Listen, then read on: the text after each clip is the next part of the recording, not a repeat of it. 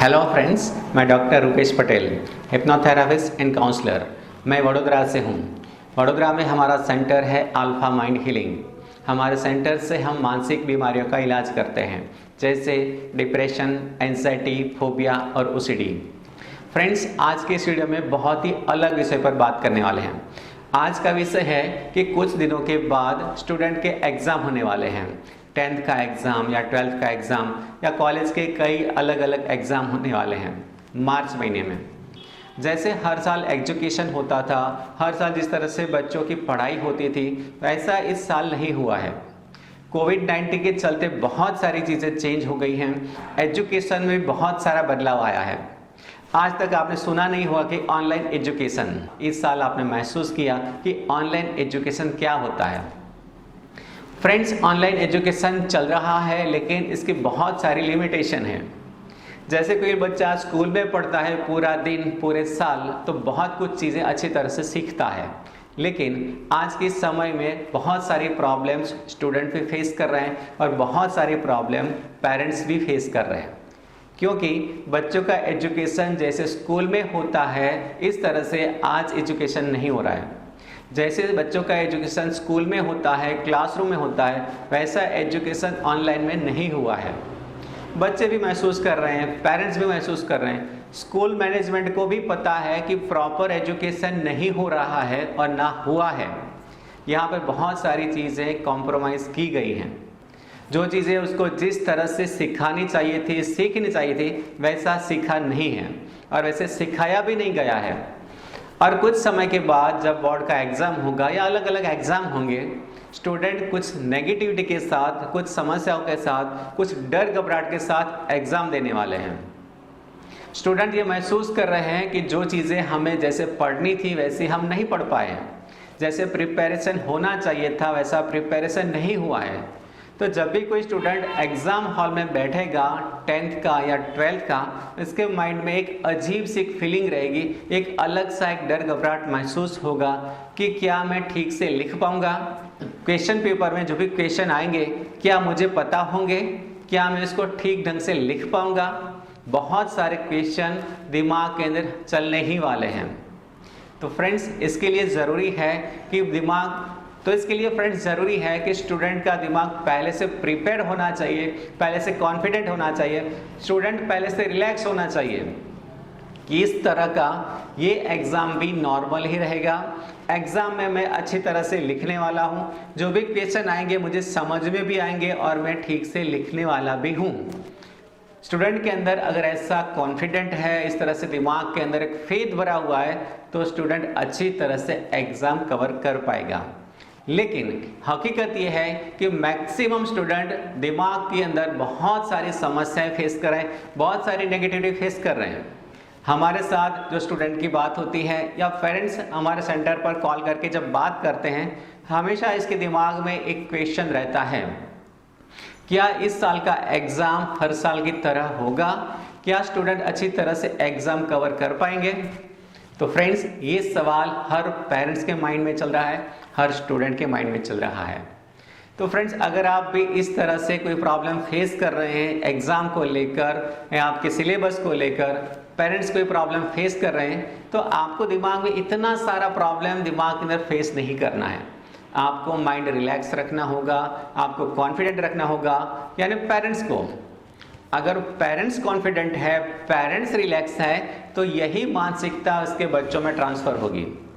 लेकिन अगर पेरेंट्स ही हड़बड़ी में है, पता नहीं क्या होगा कैसे होगा, उसका इफेक्ट सीधा इसके बच्चों पर होने वाला है, स्टूडेंट पर होने वाला है। तो सबसे पहले मैं पेरेंट्स को रिक्वेस्ट करता हूं कि आपको इतना कोई तनाव महसूस नहीं करना है, इतना कोई फ्रस्ट्रेशन महसूस नहीं करना है कि पता नहीं 10th का एग्ज़ाम कैसा रहेगा, 12th का कैसा रहेगा। आपको हर साल के एग्ज़ाम की तरह ही इस एग्ज़ाम को देखना है। हाँ, कुछ चीज़ें चेंज है या पूरा सिलेबस कवर नहीं हुआ है, तो भी इसको टेंशन का विषय नहीं बनाना है। आप किसी तरह से अपने माइंड को रिलैक्स रखिए और आप स्टूडेंट को भी इसी तरह से हैंडल कीजिए कि बेटा कोई प्रॉब्लम नहीं है, कोई टेंशन है ही नहीं, आपको जो भी सिखाया गया है बस इतना ही आपको पूछा जाएगा, इतनी ही आपकी एग्ज़ाम होगी। अगर पेरेंट्स की बच्चों के साथ इस तरह की बात होती है, इस तरह की डील होती है, तो स्टूडेंट भी नॉर्मल रहेंगे, रिलैक्स रहेंगे, कॉन्फिडेंट रहेंगे। लेकिन मैंने जो देखा, महसूस किया कि पेरेंट्स भी बच्चों को डराने में लगे हैं। वो जानबूझकर इंटेंसली नहीं ऐसा कर रहे हैं, उसके माइंड में भी डर है। वो डर वो एक्सप्लेन कर लेते हैं कि अच्छा आपने इस साल तो कुछ अच्छी तरह से सीखा नहीं है, आप स्कूल नहीं गए हो, तो आप कैसे लिखोगे, आप कैसे सब समझ पाओगे, कैसे आपके अंदर ये चीज़ें होगी। स्टूडेंट के साथ साथ स्टूडेंट से ज़्यादा पेरेंट्स टेंशन में है। स्टूडेंट को भी थोड़ी बहुत है, लेकिन सबसे ज़्यादा टेंशन पेरेंट्स को है।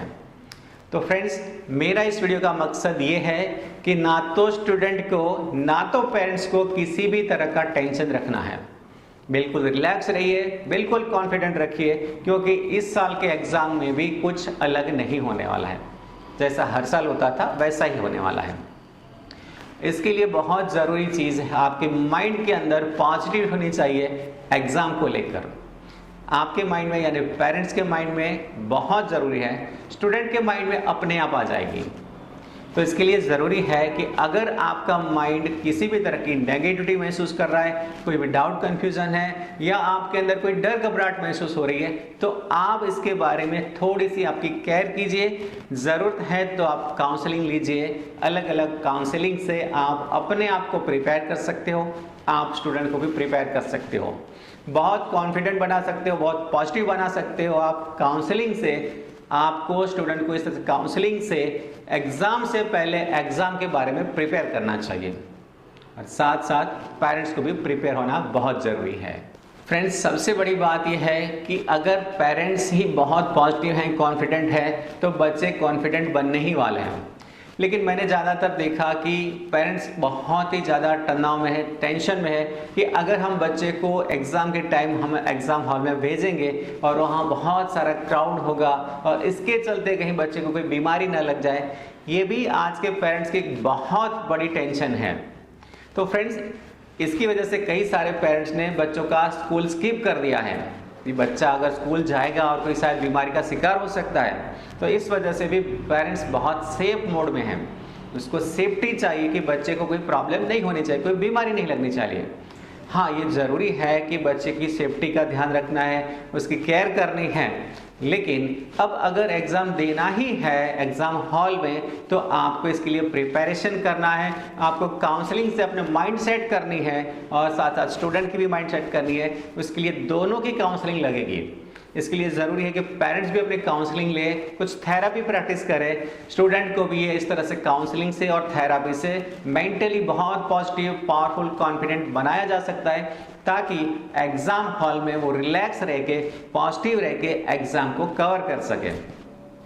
आप भी जानते हैं कि अगर आप नेगेटिव हैं, आप घबराए हुए हैं, आपका माइंड ब्लॉक होता है, यानी स्टूडेंट का माइंड ब्लॉक होता है, मेमोरी लॉस होती है जब व्यक्ति डर घबराहट में है।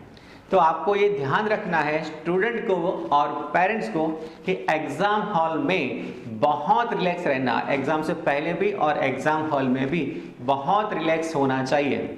आप जितने रिलैक्स हैं, इतना ही आपका माइंड ज़्यादा मेमोरी आपको आउटपुट देता है। आपने जो भी पढ़ाई किया है, आपको अच्छी तरह से रिकॉल करनी है, आपको 100% रिलैक्स रखना होगा, आपको कॉन्फिडेंट रखना होगा अपने आप को। तो आप अच्छी तरह से मेमोरी को आउटपुट करके आप पेपर में लिख सकते हो। आपके अंदर कोई डर घबराहट होती है या आपके अंदर कोई डाउट चल रहा है, तो इसकी क्लैरिटी करना बहुत ज़रूरी है। एक बात समझ लीजिए कि आप डर घबराहट के साथ या कोई भी डाउट के साथ एग्ज़ाम नहीं दे सकते हैं। अगर आप देते भी हैं तो इसमें भी आपको रिजल्ट क्या होगा ये भी आपको पता है।